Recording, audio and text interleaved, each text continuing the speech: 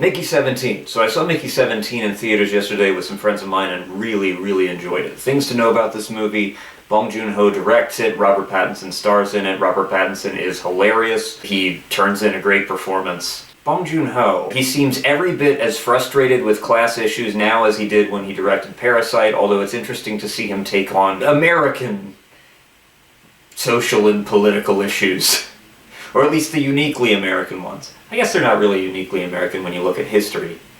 But yeah, the basic idea of the movie here, spoiler alert, is that you have a guy named Mickey who is an expendable. He goes on a space colonization mission, and he has taken on the job of essentially a guinea pig who is put into hazardous situations, has medicines and such tested on him, and routinely dies, and then a new body of his is printed out on a fancy organic 3D printer, and his old memories are planted in his new body. And so they basically kill and resurrect this guy over and over again.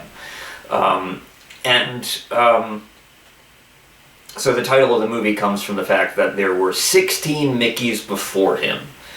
And now we're following the exploits of the 17th one.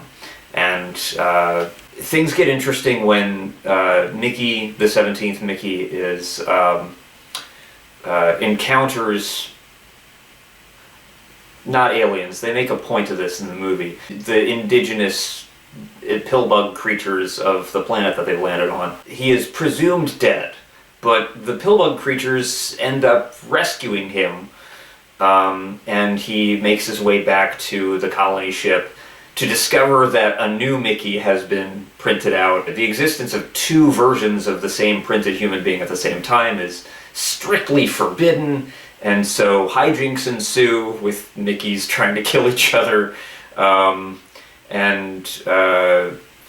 things end up growing from there because, you start to see that the next Mickey is different than the Mickey before, and while originally an adversary, they end up coming to kind of connect with each other, and it's interesting. It's interesting where they go with this. I don't want to say too much more about this movie because I think I just want you to go see it. The movie is going to make its case better than I can, and there's very unsubtle social and political commentary going on. If you miss it, but yeah, thoroughly entertaining movie, great premise, terrific performances from Robert Pattinson and the character Nasha, who is Mickey's love interest and who is a I'm not entirely sure what her role on this ship was, but she was very fucking badass. she was very effective in these cool choreographed action moments. Naomi Ackie, I think. I hope that's how her name is pronounced. Naomi Ackie. She's great in the movie. The surprise to me was really Mark Ruffalo playing this despicable, theocratic demagogue. It's sort of a synthesis of Kenneth Copeland meets Donlon Trusk. Just an incredibly effective, despicable performance. And the frustrating thing, just as a viewer, this isn't really the movie's fault, but this is the kind of performance that maybe 20 or 30 years ago would have felt cartoonish or exaggerated, but it just feels true to life now. But yeah, I would highly recommend Mickey 17.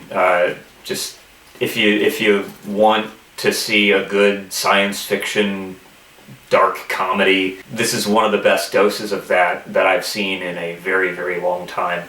It reminded me a little bit of Moon with Sam Rockwell. Of course, it reminded me a bit of Parasite for obvious reasons, but the tone is very different.